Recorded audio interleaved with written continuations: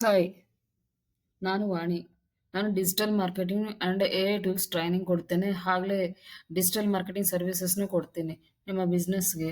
And ಇವಾಗ ನಾನು ಏನು ಹೇಳ್ತಾ ಇದ್ದೇನೆಂದರೆ, ಗೃಹಿಣಿಯರು ಅಂದರೆ ಮನೆಯಲ್ಲಿದ್ದು ಅವರು ಹೇಗೆ ಕೆಲಸ ಮಾಡಬೇಕು, ಅವರು ಹೇಗೆ ಜಾಬ್ ಮಾಡಿಕೊಂಡು ಮನಿ ಎರ್ನ್ ಮಾಡಬೇಕು ಎಂಬುದು ನಾನು ಹೇಳ್ತೀನಿ.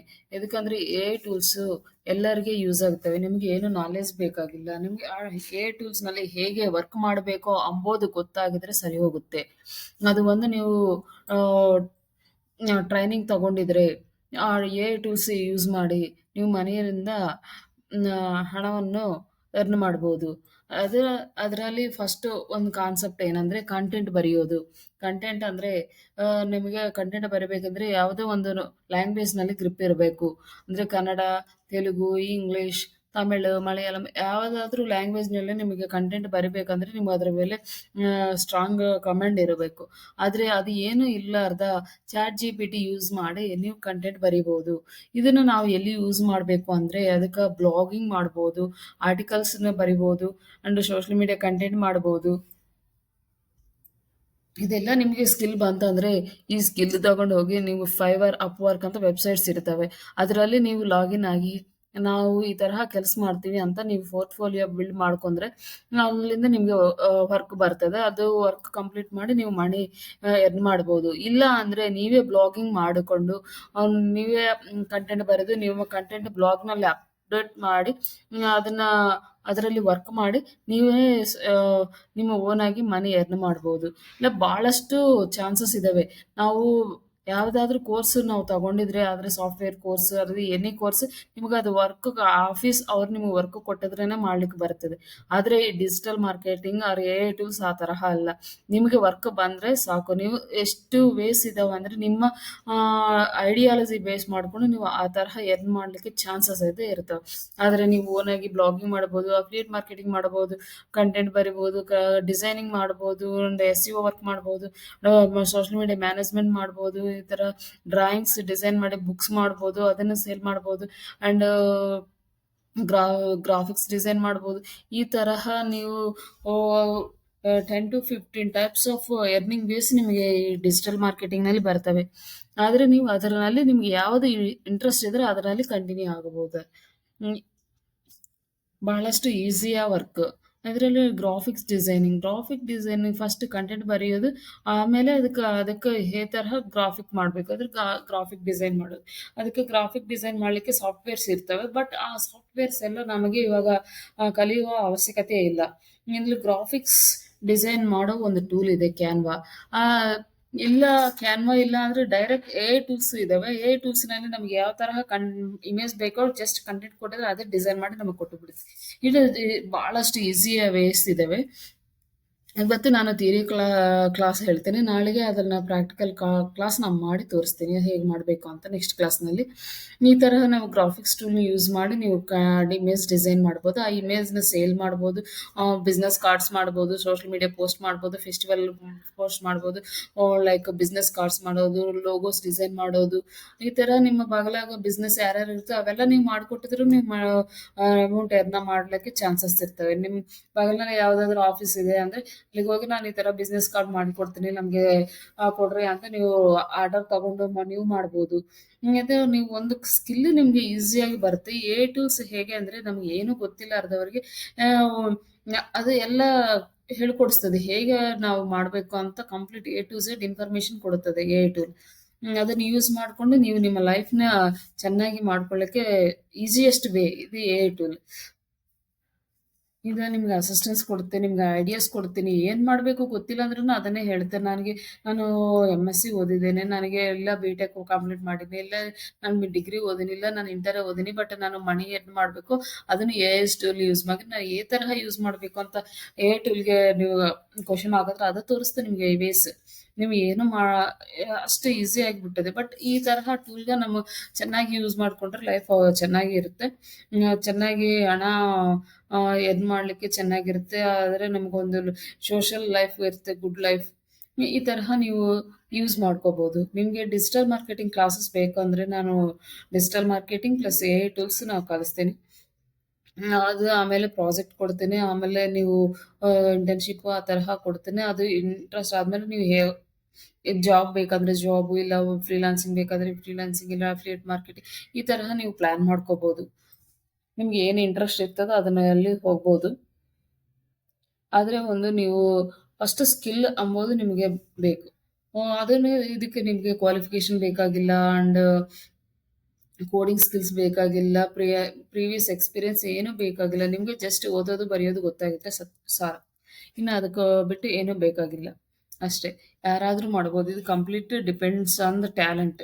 ಆಹ್, ಅದು ಏನಂದ್ರೆ ನಿಮ್ಗೇನು ಗೊತ್ತಿಲ್ಲ ಅಂದ್ರೂನು ಅದನ್ನೇ ಹೇಳ್ತದೆ. ಹೇಗ್ ಮಾಡ್ಬೇಕು, ಯಾವ ತರಹ ಎಲ್ಲದು ಹೇಗೆ ಹೇಳ್ತದೆ ಆ ತರಹ ಮಾಡಿದ್ರೇನು ನಿಮ್ಗೆ ಎಲ್ಲ ಬಂದ್ಬಿಡ್ತವ. ಇದೇನು ರಾಕೆಟ್ ಸೈನ್ಸ್ ಅಲ್ಲ. ನಾವು ಮಾಡ್ಬೇಕು ಅಂದ್ರೆ ನಮಗ್ ಬರ್ಲಾರ್ದದು ಏನೂ ಇರೋದಿಲ್ಲ. ಅದನ್ನ ಆದ್ರೆ ಸ್ಟ್ರಾಂಗ್ ಮೈಂಡ್ ಇರ್ಬೇಕು. ನಾವು ಮಾಡ್ಬೇಕು, ಹೇಗಾದ್ರೂ ನನ್ನ ನಾನು ಪ್ರೂವ್ ಮಾಡ್ಕೋಬೇಕು.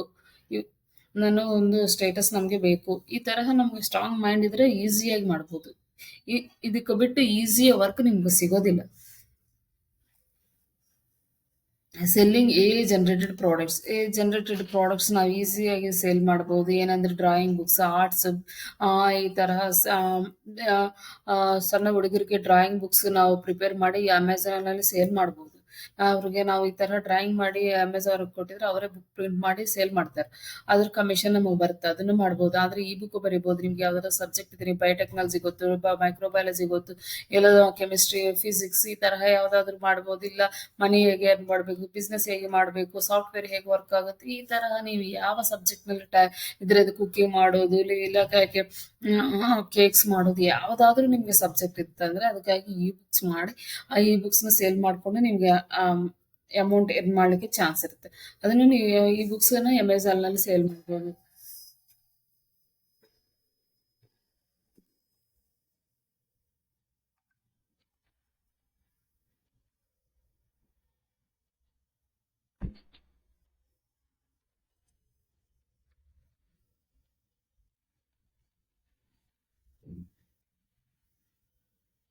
ಈ ತರಹ ನೀವು ಯಾವಾಗಾದ್ರೂ ಸೇಲ್ ಮಾಡ್ಬೋದು. ನಿಮ್ಮ ಆದಾಯವನ್ನು ಇನ್ಕ್ರೀಸ್ ಮಾಡ್ಕೊಳ್ಳಿಕ್ಕೆ ಚೆನ್ನಾಗಿರುತ್ತೆ. ಆನ್‌ಲೈನ್ ಕೋರ್ಸಸ್ ಅಂದ್ರೆ ನೆಕ್ಸ್ಟ್ ನೀವು ಕುಕಿಂಗ್ ಬರ್ತದಂದ್ರೆ ನೀವು ಚೆನ್ನಾಗಿ ಆನ್‌ಲೈನ್ ಕ್ಲಾಸಸ್, ಕುಕಿಂಗ್ ಕ್ಲಾಸಸ್ ಕೊಡ್ಬೋದು. ಕ್ರಾಫ್ಟಿಂಗು, ಪೇಂಟಿಂಗು, ಡ್ರಾಯಿಂಗ್, ಇಲ್ಲ ಮ್ಯೂಸಿಕ್, ಟೈಲರಿಂಗ್ ಯಾವುದು ಬಂದ್ರೂ ನಿಮ್ಗೆ ಸ್ಕಿಲ್ಲು. ಆ ಸ್ಕಿಲ್ ಎಲ್ಲ ನೀವು ಆನ್‌ಲೈನ್‌ನಲ್ಲಿ ಪ್ರೆಸೆಂಟ್ ಮಾಡಿ ನಿಮಗೆ ಆನ್‌ಲೈನ್‌ಗಳಲ್ಲಿ ಟ್ರೈನಿಂಗ್ ಕೊಟ್ಟು ನೀವು ಬಿಸ್ನೆಸ್ ಮಾಡ್ಲಿಕ್ಕೆ ಚೆನ್ನಾಗಿರುತ್ತೆ.